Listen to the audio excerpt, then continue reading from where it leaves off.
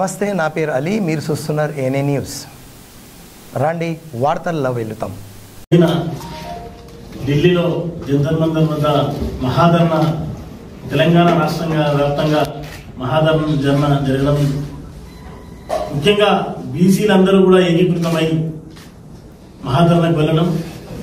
ఈరోజు కాంగ్రెస్ ప్రభుత్వం 18 నెలలైంది రాష్ట్రం ప్రభుత్వం ఏర్పడి. ఇమీడియట్గా నిజంగా ఓట్లు వేయించుకొని మర్చిపోవడమే కాకుండా నిజంగా బీసీలకు న్యాయం చేయాలనే ఉద్దేశంతో ఈరోజు రాహుల్ గాంధీ గారు దేశంలో ఉన్న బీసీలందరినీ కూడా గుర్తించి ఈరోజు కులగణన చేయడం జరిగింది. దానికి మన రాష్ట్ర ముఖ్యమంత్రి వర్యులు నిజంగా ట్రాన్స్పరెంట్గా ఈరోజు కులగణన చేసి బీసీ వర్గీకరణకు 42% బీసీ రిజర్వేషన్ ఇవ్వడానికి కూడా వాళ్ళు ఎంతో మొగ్గు చూపుతూ తెలంగాణ నుండి అందరూ కూడా మహాధర్నాకు రావాలని చెప్పేసి పెడితే, మహబూబ్నగర్ నుండి కూడా అందరం నాయకులందరూ కూడా మహబూబ్నగర్ ఎమ్మెల్యే గారు శ్రీనివాసరెడ్డి గారి శ్రీనివాసరెడ్డి గారి ఆధ్వర్యంలో మేమందరం కూడా అక్కడికి వెళ్ళడం జరిగింది.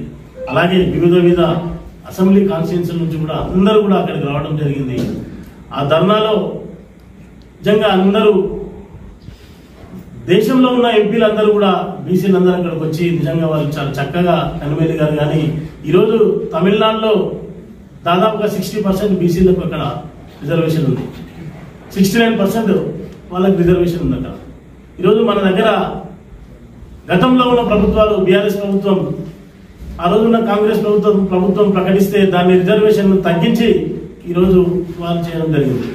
అంటే ఎవరైనా కూడా బీసీలను కేవలం ఓట్లకు వాడుకొని వదిలేయడమే కానీ నిజంగా ఈరోజు కళ్ళకు కట్టినట్టుగా కనిపిస్తుంది ఏ ప్రభుత్వం అయినా సరే. ఈరోజు విజయ్ ప్రభుత్వం నిజంగా ఇక్కడ ఉన్నారు, కిషన్ రెడ్డి గారు ఉన్నారు, ఎంపీలు బండి సంజయ్ గారు ఉన్నారు, రేవంత్ రెడ్డి గారు అసెంబ్లీలో ఆమోదం చేసి ఎక్కడైతే కేంద్ర ప్రభుత్వానికి పంపించిండు, ఆర్డినెన్స్ కనుక పంపిస్తే కనీసం అక్కడ ఉండి వాళ్ళు బీజేపీ వాళ్ళు కేంద్రంలో ఉన్నారు కాబట్టి వాళ్ళు ఈరోజు రాష్ట్రపతి కూడా అపాయింట్మెంట్ ఇవ్వడం లేదు.